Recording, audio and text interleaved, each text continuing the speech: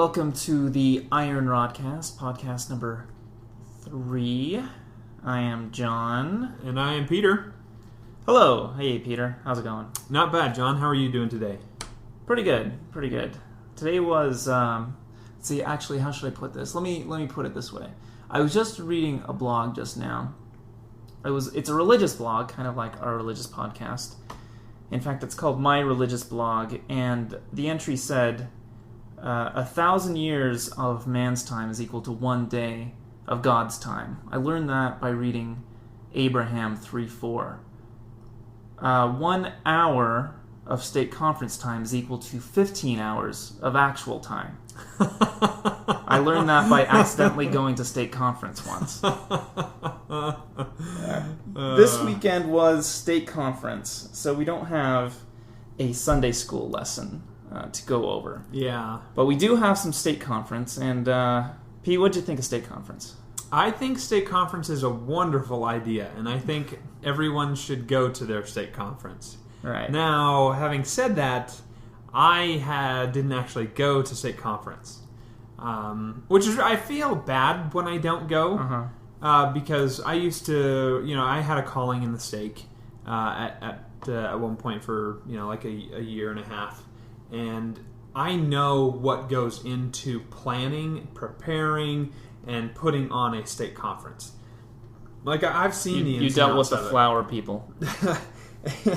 So I feel bad when I don't go to them because sort of like, I just couldn't, it's as though I'm saying, I think all of your planning and preparation is useless. I feel bad because I actually really enjoy when I get to hear the stake presidency speak, and this is one of the few times where they're going to be the starring role, if that makes sense. So I like state conferences. It was just, I'm not used to owning a house, and I'll use this as my excuse. I had a soccer game yesterday, first of the season, and on top of that I had to come home and then prepare or do all of my lawn stuff.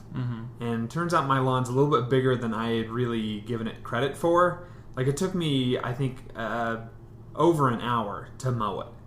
And so it took way, way more out of me than what I anticipated, and so I slept in today. Okay. I slept in. Fair enough. Yesterday you had a better excuse because your soccer game was, after all, 2.5 hours after the Saturday morning state conference. Not quite right. It started at 9, correct? Yes. And it went for, 2 hours? It went for an hour. For an hour, okay. See, I actually am bugged about that because for me, the morning time and on a Saturday to hold state conference in the Saturday session in the morning is annoying. I prefer it in the evening time. I get why they do it with a student ward because, we're supposed to be dating on a Saturday evening. Yeah. So I can sort of understand it. I just think it's poor planning. I would be more likely to show up to an evening session. It's poor planning for you. Well, yeah. Because I would think you're in the very minority in the stake as far as it comes to what am I more likely to get to? The 9 a.m. Saturday session or the 6 p.m. Saturday session? Let's be fair. How many students are actually getting up? And let's give them credit. They give it up at 8 o'clock to get ready to show up for a 9 a.m.? What's the likelihood of that? Well, I guess you'd have no idea since you weren't there. Okay, you did go. So how many people were there? It was chapel filled, and probably a quarter of the chairs in the cultural hall. Okay, so old 41st ward, basically. Yeah. So we're probably looking around. I didn't walk up and down the aisles. I don't have that calling to count the people who attended. I think we could probably estimate around 400 because that's what we used to get with the old 41st. Probably wasn't that much. Okay, but it was more than. Well, not more than I expected. I guess. Wait a second. My alarm on Saturday went off at 9. I didn't get out of bed until about 10 after 9. I came down, and I talked to you before you left. I was late. I was really late. In fact, and I felt really bad because, and this is, okay, so Friday night, this is where I hear your incredible excuse that you're not going to state conference because you have you're not going to state conference at 9 a.m. because you have a soccer game at 11:30 a.m., which I thought, okay, I guess if you can get that to work. Sure, I don't know if you can swing. Maybe it's a time zone thing. I don't know. Well, it also didn't hurt that I got home at 2 a.m. from my podcast. You got home at 2 a.m. Yeah. And I don't know if you recall when I went to bed, but I went to bed. I don't know. I went to bed at about 3:30 or 4 because I was working on something for a friend of mine that I thought had to be done immediately. Right. But it turns out I have some extra time. But, yeah, I went to bed at 4. I'm like, okay, well, we'll see how this goes. I slept through my alarm, but I was late for the morning session of state conference yesterday. And I was there. I was able to get there just in time to hear President Dunn's remarks. So I missed the other stuff. Apparently they showed a video, because they do that. In our state, our state president likes showing videos a lot.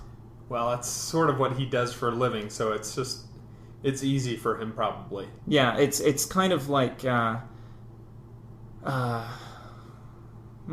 what's the opposite of priestcraft? What? Because like it seems proper priesthood, usage. Well, yeah, I know. Well, it's just kind of it's a weird kind of opposite because in priestcraft you try to like make money from your religion. Right. In this case, he makes religion from what he makes money off of. So I guess there's nothing wrong with that at all. I suppose probably not. In fact, that's actually something I wanted to talk about. Maybe later if we talk about it this time. But I think that's good because I think it kind of shows consecration in a way. You do what you do for a living for the benefit of the church. Right. And that's what he did. And I missed it. I missed the video. Apparently it has a lot of... I think the gist of the video is... I should have looked it up on YouTube because he said he was going to put it on YouTube. He had images of kids in our stake. I remember. Morphing together. Like they morph into each other and at the end they kind of morph into an image of Christ. And then in his remarks, he said something to the effect, I drove all the way to the building just to get this remark and the free pancake breakfast. that a lot of times we think the gulf between us and Christ is much larger than it actually is. And his big message that morning is, it's not as big as we think it is. We don't have to give up. It's right there, and we can take it if we want it. And so that's kind of just that one statement is pretty much all I got from Saturday morning conference because I was late because I slept through my alarm. And then I came home and I slept for 4 hours. And then last night I played video games again until 4 in the morning. But because I took my 4-hour nap yesterday, I think I was able to totally get to state conference today. And then I took another 4-hour nap. Yeah, you crashed for a while. State conference really messed me up this weekend. But I am glad that I went, actually, because today at state conference it was actually pretty good. I don't know if you want to did you make it to the priesthood session as well? I made it to the priesthood session. That is impressive because that's an 8 a.m. session. 8 a.m. session. And did they go up to 9 or 9:30? Okay. Now, you were complaining about the Saturday morning thing, which you think is valid. It's actually invalid. But this is a valid complaint. We're going to disagree on this. Priesthood went from 8 to 9. Uh-huh. And then the normal one started at 10. Right. So I almost was like, give me another half hour priesthood. What's going on here? Exactly. Yes. Well, I actually told this to them when I was serving in the stake. Because they were like, oh, yeah, what did you guys think? I'm like, well, honestly, I would have liked to have had another half an hour of priesthood session for this. Because then we ended up, you have to sit around for another hour. Yeah. Logistically, what they're trying to accomplish is, getting everyone to arrive within a half-hour time period. Pardon me. Nice. and then get them all seated and, reverent and ready to go is next to impossible. Mm-hmm. But it's still frustrating for me because I liked those priesthood sessions. I've been to, every one except for this one, I think, in our stake, for the most part. So I wish that they would give us more, a little bit more. What a great opportunity to speak to those people. Well, you may as well. I think on the basis of logistically speaking, you may as well do it anyway, because the girls start trickling in at about 15 after, and then it just. I mean, then it's just a big, huge, giant chatter room for 45 minutes. I mean, you may as well shorten that period. Can we call that socializing instead of chattering? It sounds less sexist. I don't think... That didn't sound sexist. We're all chattering. Yes, but you only mentioned how the women show up around 9:15, and then it becomes a chatter box. Okay, that is true. I'm not saying women are more chatty. They are. But that's not exactly what I'm saying. What I'm saying is when men and women come into a room together, they're more chatty. Okay. So if it was if there was a Relief Society session early in the morning, not that that's ever going to happen, and then the men started coming in, then same thing. And so then the men would have been labeled more chatty. So Okay. we just happened to be in there first. So anyway, So anyway, it was pretty good. You missed Scott. Scott spoke. Yeah, I knew that he was going to be speaking. What was he in the priesthood session or the general session? He was in the general session. Oh, nice. What was his topic on? His topic was whatever he wanted. Did he make it his usual topic that he talks about in regular sacrament meeting? Because I've heard him talk before. He's like, I always end up giving basically the same talk every single time. Has he said that? Yeah. I don't think so. Because he used this opportunity to kind of drop the bombshell of a little bit of his past. About his... that would have been moving based upon the theme that we heard from the morning session on Saturday. Right. Mm-hmm. Yes, exactly. And that's kind of where he took it. He was our good friend, Scott Steele. Most people listening right now, both of you, totally know him. He's this really great guy. He's been in our ward for, he's been in as long as I have. It's got to be at least 5 years. Yeah, at least 5 years. So he's been in there for a long time. He's my home teaching companion. He's our elders quorum president. I didn't know him really well until a couple of years ago, but turns out he has a very interesting past. He used to have a daughter, and through various circumstances, his daughter was taken away. Was it taken away? I think he gave her up for adoption. If I remember his blog post that he posted Yeah, I'm trying to. I should have refreshed myself on his blog post.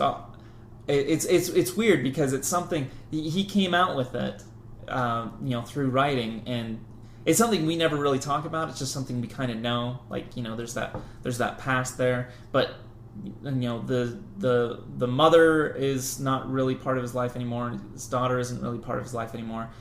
His parents got divorced a short time before that. It was a very, very dark period in his life. Yeah. And he just kind of figured that's where he was. That's where he belonged. That's ultimately where he would go. And he didn't really see the gospel. He didn't really see the atonement. He didn't really see Christ in his life. But he came around, and he mentioned just a couple things. He read a lot of scriptures. Strangely, Joseph Smith History, verse 28. I wrote that down, and just kind of remarked at the relief he had that Joseph Smith had problems between the first vision and the translation of the Book of Mormon. Right. Which something we kind of. It's one of those weird things that we talk a little bit more about lately. Joseph Smith, he wasn't perfect. Obviously, he was a man, but he wasn't perfect. He had problems, but he became the prophet of this dispensation. 1 Corinthians 10:13, that's, you will not be tempted above that which you are able. I'm trusting Scott on these scriptures because I'm not a scripture mastery guy. Doctrine and Covenants 1:12:12. After much tribulation, that's when you will receive conversion. Something to that effect. That's how I wrote my notes down. And then he goes on, great scriptures like that, and he lists 4 things. First, have hope. Second, become converted. And he talks a lot about conversion as in, it's not step 1, not converted, step 2, converted. Big, huge difference. It's a process thing. And he remarks, Peter, when Christ mentions to Peter, after Peter is the apostle, like the main apostle, when you are converted. And so emphasizing the process of that. And then 3, know that God is there, which I kind of relate to number 1, hope.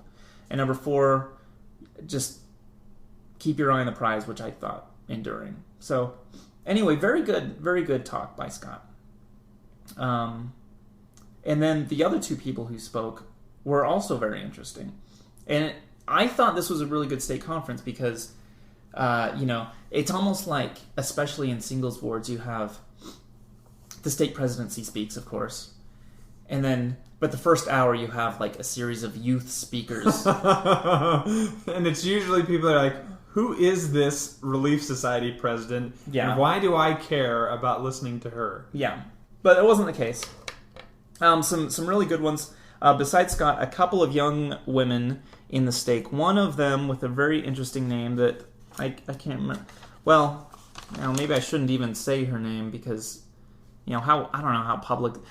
As far this podcast is very new. Like I don't even know if I should just be talking about these people that were speaking in church. I think you're fine. Anyway, you're going to regret saying that when I try to say this name. Archana Subaya? Archana? Anyway, recent convert. 2 weeks ago was baptized, and they made her speak in holy cow in state conference. Oh my goodness! Yeah, the poor woman. President Dunn was kind of like, be careful. You know what you're getting into when you get baptized. You might have to speak in state conference 2 weeks later. But she had been investigating the church for a couple of years, and she went through a series of missionaries, but very similar to Scott. I don't know how they picked these speakers, but I think they probably knew. Okay. She said, 2 years ago she felt incredibly alone, and she prayed, as hard as she ever has, and she actually grew up in Ogden, so obviously she was familiar with the church. But she didn't really go into detail on how she felt and how her family was, because one of the things she talked about was, the unconditional love that exists within family is a powerful force. And she says one thing that kind of got her through her life is, I hope I'm saying this right. It's funny when you take notes on something like this, it becomes Chinese whispers. So people can correct me on this, but she kind of had this responsibility to love, and it was a good thing, despite the fact that she said, almost in passing, how disappointed her family was in her for the decisions she was making at this time. Mm-hmm. Which I think is really, it's really weird, I think, for you and I, because the only way we can disappoint our families is to leave the church. And I kind of thought, how interesting that is. Also, that kind of makes me think a little bit about, like, my own testimony, my own conversion. Someone said it this way to me one time when I was in school, and this was it wasn't even a religious conversation, but they mentioned that if their parents left the church, it wouldn't affect them. I see. And so they had formed their own testimony at that point. They weren't leaning on their parents anymore. Right. And I kind of thought about that, and I thought about, I'm like, okay, yeah, that would be horrible if my mother left the church. I'd feel absolutely horrible, but I'd feel absolutely horrible for her. It wouldn't really affect the way I lived my life. And so, kind of an interesting thing about, and this maybe harkens back to podcast number 1 about honoring your parents. She found a way to make that work. She didn't have the need to full on rebel against her parents, but she knew what was right, and she did it, and she still was able to maintain the love for her family. So, I thought that's interesting. Also, brings to mind, help me out here, the scripture in the New Testament. Thanks for narrowing it down to one of the standard works. Yeah, about, whoso will not leave their mother and father for my sake. Sure. Right. Yeah, I know. I believe it's in Matthew. It sounds Matthew. It sounds like something he'd say. Is it Sermon on the Mount kind of stuff? No, I believe it's later. We call ourselves Christians. Whoso giveth up houses and family and mother and brother for my name's sake shall receive 100-fold, I believe. Okay. So, somewhere around those lines. Very good. Anyway, so her talk was great. It was great. The next person who spoke was Isabel Rojas. I think I said that right. I can appreciate the first one you having trouble with. Come on, really? I'm only quarter Mexican. So, yeah. J is all H. Is it just Isabel or Isabella? Isabel. Isabel Rojas. Rojas, yes. Okay. And she kind of gave this speech relating to about preparation. She related it to her 72-hour kit list that she wanted to put together. And how every 6 months she decided, like when conference rolled around, she'd evaluate what she had on her 72-hour kit list of stuff, putting together. Oh, okay. And so, practical, reason, and also it was kind of a metaphoric thing that, it rolled around, she hadn't worked on it because she lost her list and she didn't know what to do. And then, so the 6 months came along, she's like, oh, well, let's see what's in here. And her list was actually in her 72-hour kit. Well, that's a great place to keep the list. Yeah. And so, but I mean, it was really about, preparation. And she said, let's see, what did I write down? Let's see.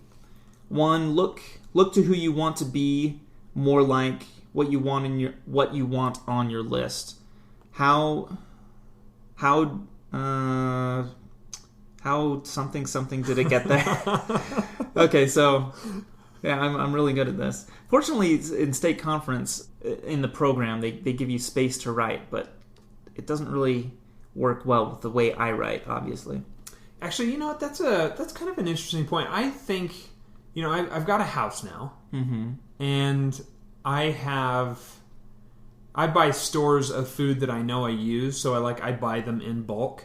I wouldn't necessarily call that food storage or some sort of 72-hour kit. I just have you can see over there. I've got 24 cans of kidney beans. Well, that's weird. I know. And so I've got a few things like that. I would have gone with the Pinto. Okay, duly noted.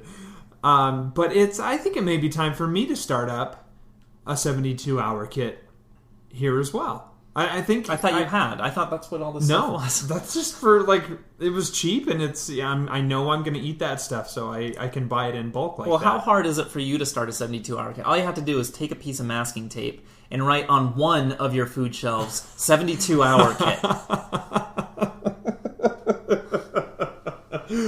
Okay, fair point. But I think there's something more that needs to go into a 72-hour kit besides, cans of beans. I don't know. I just think that it's time I start putting some thought into, disaster stuff. I've started holding on to my juice containers, know, when I get done with those, I'm going to, rinse them out and get them all cleaned out and ready to actually store some water. Because we don't have a recycle bin in this house, and you can't put them in there. It's not for recycling. It's for water storage. Okay. So, I'm starting to think down along those lines. So, I'm glad that you brought up that talk. Okay. State conference helped me out. And you were looking for a topic to talk about. We can talk about 72-hour kits one of these days.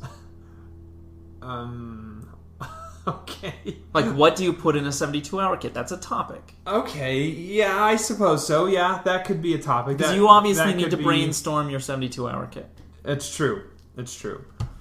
Okay, anyway, Isabel goes on. Here's actually interesting stuff that she said. Identify ways to measure progress, but how do you measure testimony? And she said, probably the best way is to look toward goals. And she kind of said a few things. I didn't write them all down, but some of them I thought was kind of profound. Like, I know I'm getting better when church isn't a burden. I know I'm getting better when I don't buy, drink, or eat something just to get through the day. And she said a few things kind of like that I thought were pretty fascinating, pretty good stuff. I know I'm getting better when I don't... I used to compulsively buy when, I was depressed. But I'm obviously getting better because I'm broke now. So...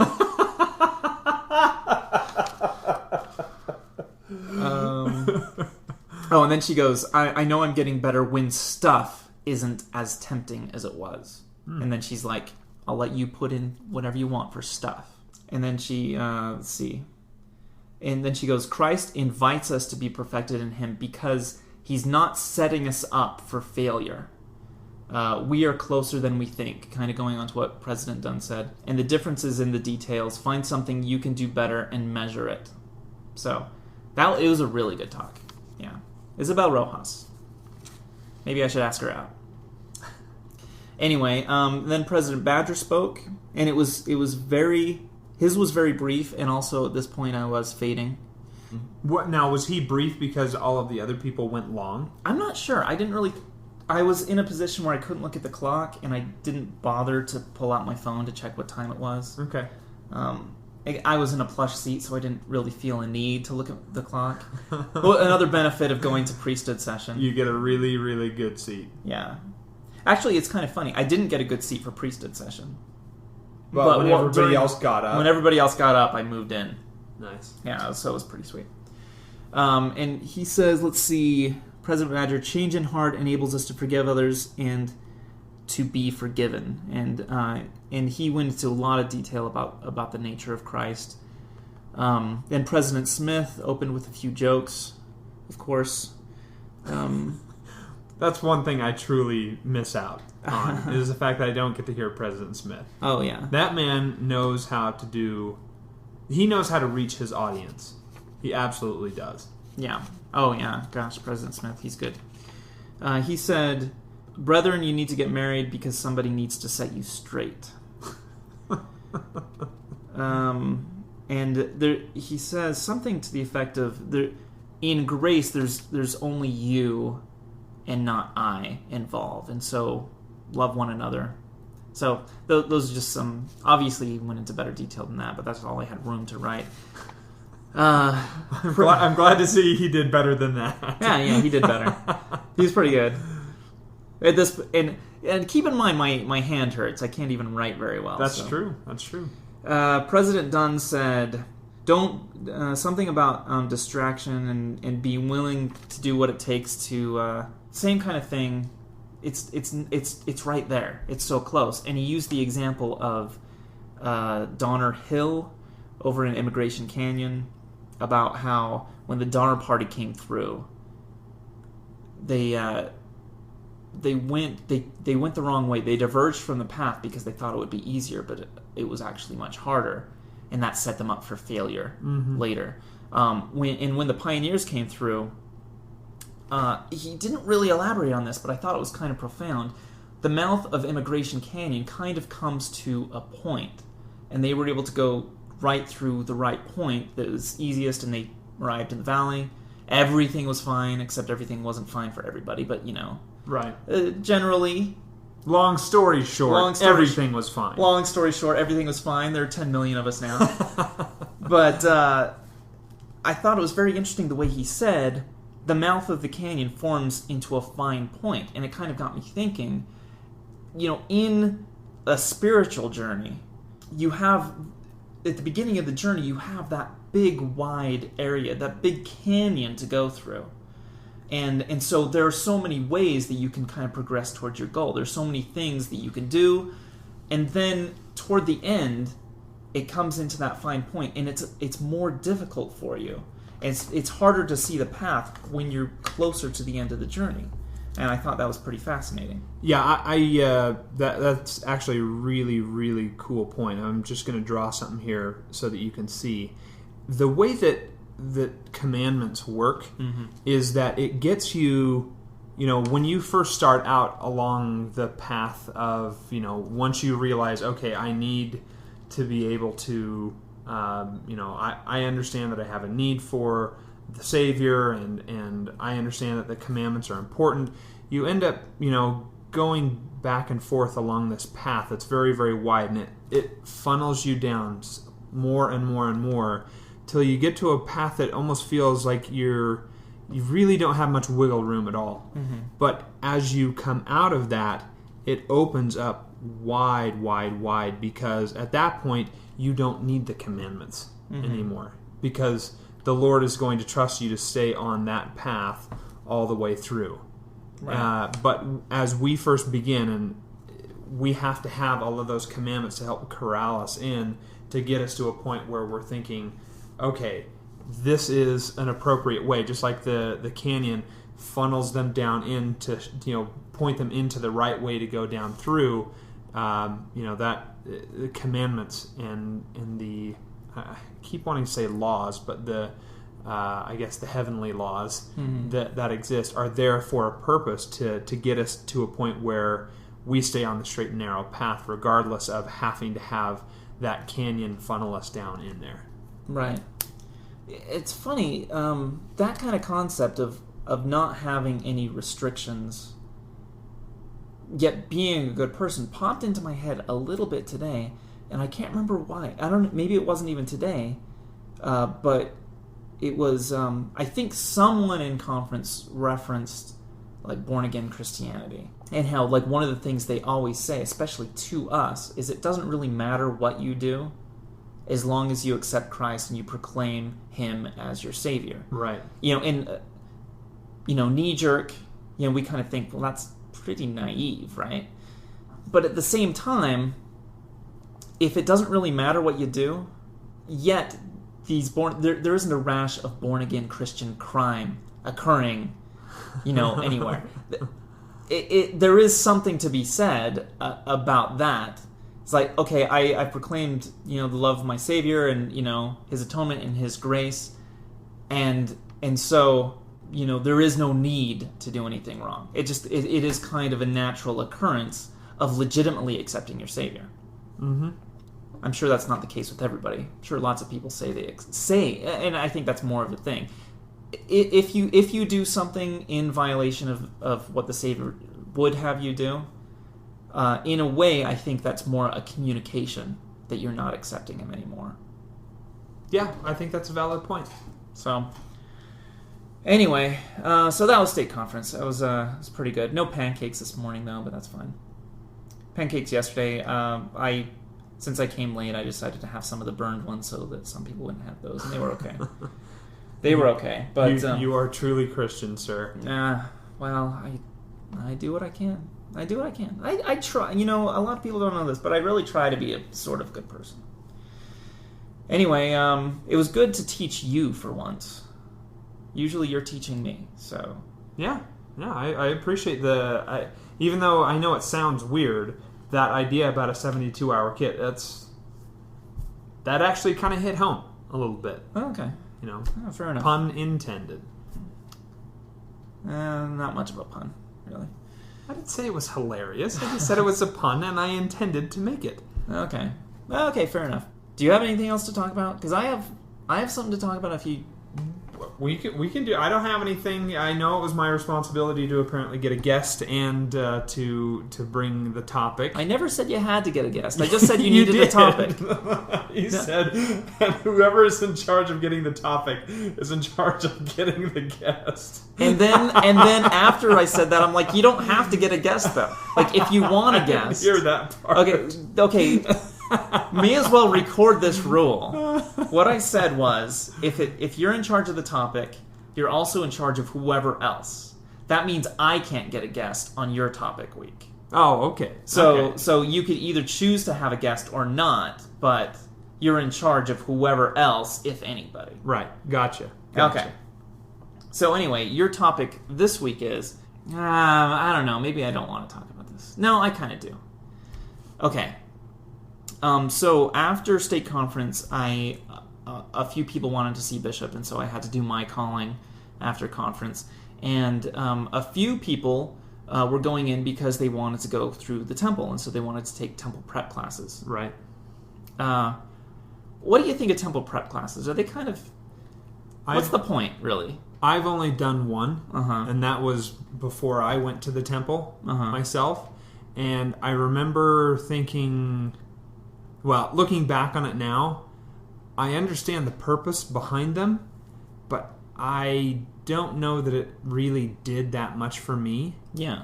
You know, in fairness, I know this sounds arrogant, and it frankly rather is.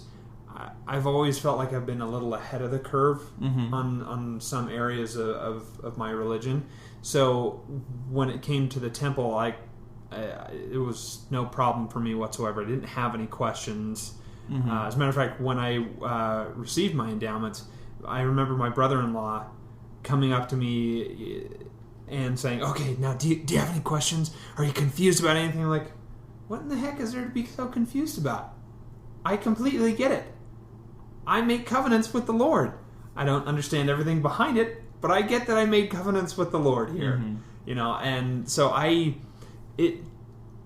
remember being with a bunch of other people in the class and thinking,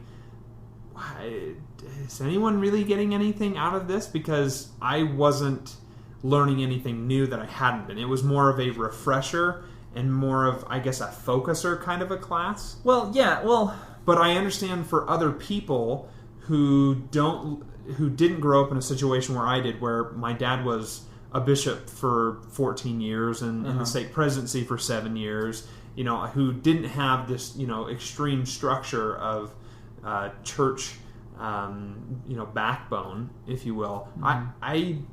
It's probably very, very helpful and very necessary for some people to prepare them for what goes on in the temple. Okay, yes, and I think it's very important to prepare what goes on in the temple. But what I don't get is the temple prep class usually consists of, this is what a covenant is. And then they might read out of Abraham or something like that, or, you know, out of Moses, and that's kind of it. But they don't actually do any preparation. They just kind of say, okay, here's a little bit of vocabulary, but and I kind of want to, I almost want to ask any listeners who may have not gone into the temple, I almost kind of want to ask them, what do you know about the law of consecration? And I'm wondering if one thing they'll say is, oh, the law of consecration, that's something the church tried out a while back, and it didn't really work because, you know, obviously it's not going to work because, you know, we all kind of want our own stuff, right? And seriously, that's kind of, I think, what the church in general thinks about stuff like that. Because, and this is what I don't understand, and this topic is something that I kind of feel strongly about, that I kind of want to preface here maybe, and I want to revisit on another podcast perhaps. But I don't understand why we don't talk about the things that go on in the temple, specifically the covenants. I went through the temple, and one thing I was very surprised about is everybody kind of, before I went through, they're like, okay, this is something that you talk about in the temple, and so I don't want to talk about it here. So we talk about it in the temple, and so, you know, I don't want to, you know, I'm not sure if we should talk about it. It's the one thing that was very clear to me in the temple is, this is the stuff you don't talk about. And it was very specific things you don't talk about. Then other things, such as the covenants we make, those aren't necessarily things we don't want to talk about. Those are our lives. That's what we should be talking about all the time. That's what we should be. That's our religion. That's what we should live. And so I really think, and I think this is true with endowed members of the church too, they also think of the law of consecration as something we did a long time ago that has no meaning for us today. Right. Because they use the excuse, it's something in the temple, it's something secret, it's something we don't want to talk about. Right. I agree completely with what I'm going to classify as a rant there. I have nothing to say against anything that you just said right now. Okay. Fair enough. And I want to... That's all I have to say right now. But I think I want to revisit that because I think that's just something that's... I just never have been able to comprehend. Maybe if I can make a comment here, consecration is really... It's one of the reasons why we're not supposed to turn down a calling that we get. If I could, simplify it, really well, is because we are supposed to dedicate our time, our talents, all of our energies to the building up of the Lord's kingdom here on earth, which is the church. That is the responsibility, the culminating aspect of the covenants that we make within the temple, is the fact that we will consecrate our entire lives over to Him and say, okay, Lord, I will do exactly what you ask of me to do. If you're asking me to be the Sunday school teacher, then I will be the Sunday school teacher. If you're asking me to be the activities chairperson, I will be the activities chairperson, even though that would be a calling that may require me to leave the church, because that would be a horrible calling for me. Right. You and I we've had pretty good luck with callings, wouldn't you say? I think so. Yeah. And that's one reason why I'm really reluctant to go to a family ward, because there are a dozen callings there that would destroy me. Can you imagine? I know what you mean. Well, I'm like, oh yeah, Brother Madsen, we need you to be the scoutmaster. Like, what? Are you kidding me? Exactly. So I consecration is not something that you should be taking lightly and sort of like, oh yeah, one day we'll practice that again. Right. No, you ought to be preparing yourself to the point that you can practice actually live consecration tomorrow. Right. And that's how I feel about the law of polygamy as well. I could live polygamy tomorrow. I don't think you can. I don't think I can. Considering the fact of our age, and we still have yet to marry one woman, I don't think we can handle it. I'm just saying I'm working on it. I'm working on tons of women. Tons of them. So, that would be another interesting topic, by the way. Yeah, maybe.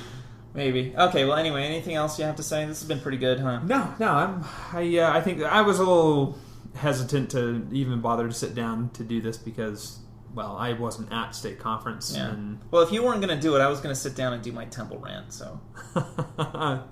Well, I'm glad that I was here, that you could share with me some stuff from state conference. Okay. Myself, as your home teacher, you have taught me today, and it was good. Oh yeah, you're my home teacher. That's right. You're home teaching me all the time. Oh, actually, by the way, before we close, maybe we should say thank you for the comments that have been coming in. Oh yeah, absolutely. We've got comments. Some very, very nice comments. Thank you, Jamie, Craig, Maria. Stephanie. Yeah. And I talked to her yesterday morning. She's like, I've been listening. It's so good. It's great. Oh, so good. Thank you so much, Stephanie. Hey, and if you guys have suggestions for other ideas for us to talk about, or maybe you think we're doing something dumb, I think we'd be willing to, hear some criticism. Oh yeah. If there's something we're doing wrong, then we'll just cut that thing. and that'll be it. Also, I finally heard back from iTunes, and we're on iTunes. Hey, all right, fantastic. So, if you do a search for Rodcast in iTunes, then you can hit the subscribe button, and then you don't have to worry about going back and visiting the blog. Except to leave comments. Except to leave comments, yes. Although you can leave comments on iTunes, which would be really great. Oh, yeah, that's true. So if you subscribe in iTunes, then it just downloads automatically. You don't have to... It'll just go right in, and you can probably, if you sync up your iPod to sync up podcast, then it'll go right to your iPod when you charge it on your computer. Right. So, if that's how it works, I don't know. My iPod broke, but I've been thinking about getting an iPod someday. Have you really? Yeah. Get a Nano. That's what I'm gonna get. Well, I've got an MP3 player that I got from Joey. Like, he was like, dude, I never use this thing. Do you want it? And so I took it, and I've used it a few times, but I just don't use it that often. No. So even if I were to get an iPod, I think it would just sit around. Does it have an athletic little strap thing that you can put on your arm? No, it doesn't. Oh, well, you could tape it. Like when you play soccer, you could be listening to like the IronRodcast. And That would be illegal. Really? Yeah, you can't have like necklaces or rings and watches and stuff like that in a soccer game. That's a no-no. What if you like taped it to your back and just put earplugs in? Like the risk of injury to yourself and to others is still great enough that they just don't allow it. Yeah, because even though it's unlikely, someone could get themselves wrapped up in it and either hurt a finger or rip them out of my ears and cause some sort of damage. It'd be hilarious, though. I mean, let's be honest. Okay, fine. Well, whatever. Anyway, go to iTunes. I meant to write down the link to iTunes, but usually it's like 50 characters long. Yeah, I think we can just say go search for Rodcast. Yeah, you should find it. I'll do it next week. Anyway, I'm John. We'll see you later. And I'm Peter. Have a good week.